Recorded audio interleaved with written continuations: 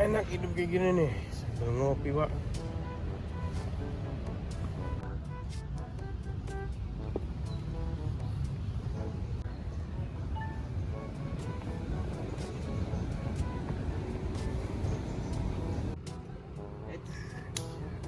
Ya. Duduk aman. Gimana kabarmu sekarang? Baik. Sekarang kamu kerja di mana sih? Nganggur. Nganggur. Iya. Berapa tahun? Setahun. Terus kapan mau mulai cari kerja lagi? Nggak usah dipikir dah, sumpah.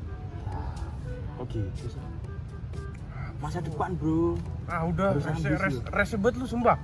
Ya udah.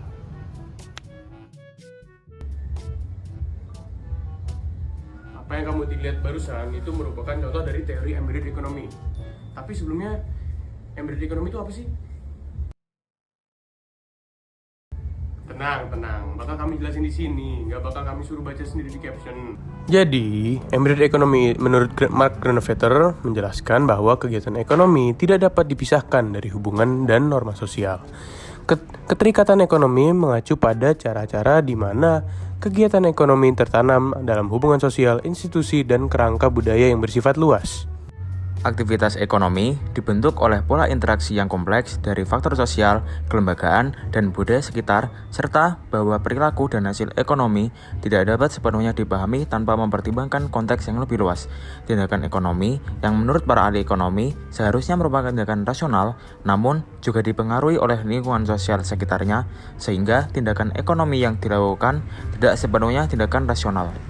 Nah, buat contohnya, coba kita lihat lagi salah satu objek yang tadi muncul di layar, yakni Kevin. Konteks di sini memperlihatkan si Kevin banyak bergaul dengan teman-teman mainnya yang pengangguran dan kerjanya cuma nongkrong doang, gak ada ambisi buat hidup ke depannya. Makanya, kalian di sini lihat Kevin pada kesehariannya cuma nongkrong, main, dan gak produktif. Dilihat di awal video tadi, dia selalu menghindar dan mengalihkan pembicaraan ketika ditanyain tentang pekerjaan, karena mungkin dia tidak terbiasa dengan kehidupan kerja keras. Nah, di sini dapat dilihat bahwa perilaku sosial yang mempengaruhi tindakan ekonomi tidak lepas dari pengaruh lingkungan sosial di sekitarnya. Beda ceritanya kalau si Zidane. Kalau kamu lihat dia tuh orangnya ambisius. FYI, teman-temannya juga orang-orang ambisius yang punya pandangan ke depan, gak cuma hahi doang kerjaan nongkrongnya. Makanya kalian bisa lihat di sini dia tuh kerja keras untuk dirinya sendiri. Dia juga punya pandangan untuk masa depannya dia sendiri. Jadi, kelihatan kan contoh embedded economy yang telah dikemukakan oleh Mark Granovetter kayak gimana? Di sini kami ngasih gambaran dengan karakter peragaan agar lebih mudah dipahami konsepnya. Nah, untuk selanjutnya, contoh yang lebih konkret mengenai konsep ekonomi embeddedness dapat kita temui dalam bisnis coffee shop. Nah, mari kita simak penjelasannya. Perkembangan bisnis kedai kopi, atau yang sering kita dengar dengan sebutan coffee shop, mulai marak ditemui di kalangan anak muda hingga dewasa, seiring dengan perkembangan zaman yang semakin modern. Dalam coffee shop sendiri, terjadi berbagai kegiatan ekonomi, salah satunya adalah jual beli kopi itu sendiri. Kegiatan ekonomi yang terjadi di sini juga berdampak pada relasi atau jaringan yang dimiliki oleh para aktor yang terlibat dalam proses kegiatan ekonomi ini. Sehingga, hal ini menimbulkan adanya keterlekatan sosial dalam usaha coffee shop yang telah berlangsung hingga saat ini. Mark Granovetter dalam bukunya yang berjudul The Old and the New Economic Sociology membagi keterlekatan sosial menjadi dua bentuk, yakni keterlekatan relasional dan keterlekatan struktural. Keterlekatan relasional menekankan bahwa tindakan ekonomi dianggap sebagai situasi yang dikonstruksikan secara sosial dan melekat pada aktor dalam sebuah kegiatan. Sedangkan untuk keterlekatan struktural, ia berada dalam jaringan yang lebih luas.